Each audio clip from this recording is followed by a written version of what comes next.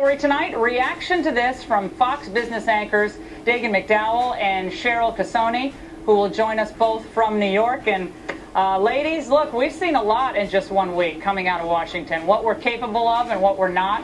And it seems like it's the same old refrain, you know, politicians biting off more than they can chew. How do you see it? Well, I mean, we've got a mob mentality at this point. You mentioned the AIG executives. I mean, you've got buses leaving New York this weekend, Laura, to go to these people's homes. These people have families. They have children. It has gotten ridiculous. I mean, I understand the backlash. It's ridiculous what happened with AIG and their bonuses. Geithner's got problems. I mean, all of that is true. But now all of this rhetoric and all of this finger pointing has gotten to a fever pitch. Government is not working. Our financial system is not going to work underneath all of this drama. We've got to stop. Somebody has got a cool head out there, and I'm wondering where he or she is tonight. Well, Laura, go ahead. I was going to say, look, the politicians who voted for this stimulus bill are the ones who are running fast like a cartoon character away from that pitchfork. Hey, get those guys with the pitchforks, the people who took the bonuses. Isn't that misplaced indignation? Isn't that misplaced moral outrage?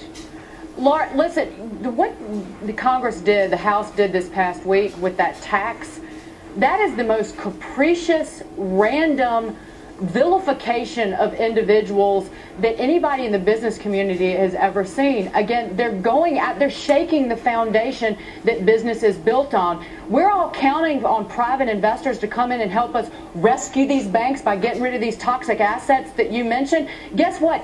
Nobody is going to get in bed with Uncle Sam if you get chained to the bed and they strip you naked and then leave you there. And that's what you're starting to see. Again, you're changing the rules after the fact. Everybody's angry about those bonuses. You know what? We need to take a deep breath. Laura, I want to add something to what Dagen is saying, though. Laura, I want to add to what Dagen is saying, a very important point here. Household income. Look at this House bill that went through this week, guys. It is household income of $250 grand or over. If you are a secretary working at one of these banks that took TARP money, you're making $50 grand a year, and you get a bonus, and your husband makes $200,000 a year. Guess what? You are being taxed at 90%. They're going after the wrong people. Let's talk about Tim Geithner for a moment, because you couldn't find him for most of the week, but he finally surfaced on CNN yesterday. He kept talking about how, well, he learned about the full scale of the bonus provision, what was it, last week, the week before. He kept saying the full scale. Very Clintonian, the rhetoric. Is he going to survive, and should he survive? He is going to survive for the time being because, again, can you cut loose the man who you went to the mat on? Because, again, he's running the IRS, and he didn't pay $34,000 in taxes initially, even though he did cough up the money later. You can't cut him loose at this point because it's going to be a confidence-shaking move if you did. Who would want this job now? Who would want to be Treasury Secretary? Nobody wants this job.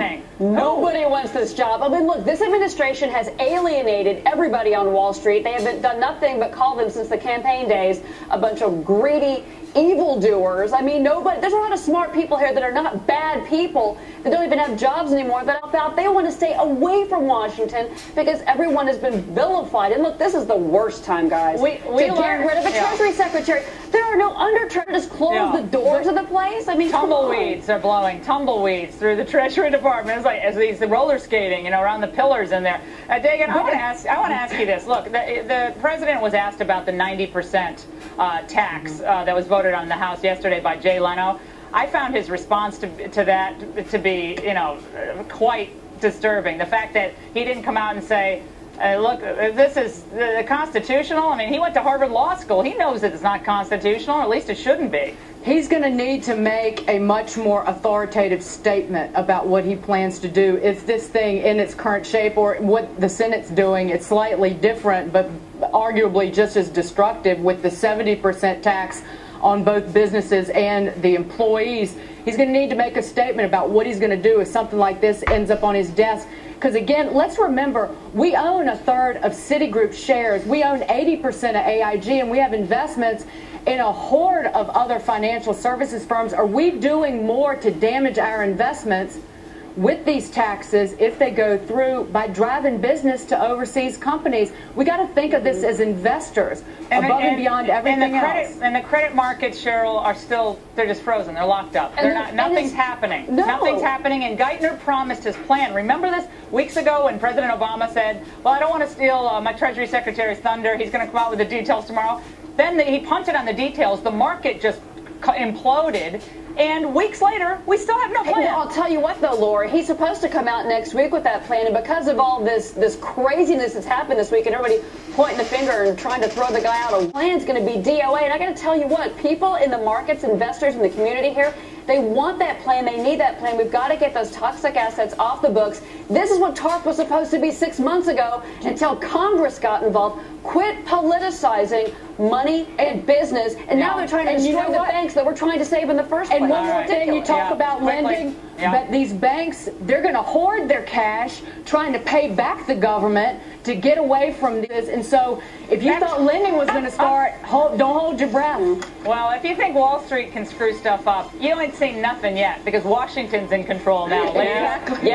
We appreciate it. Thanks a lot. And we'd like you to vote in our BillO'Reilly.com poll question, which asks, who do you blame most for the recession, the government, Wall Street, or greedy consumers? Bill will give you the results next week.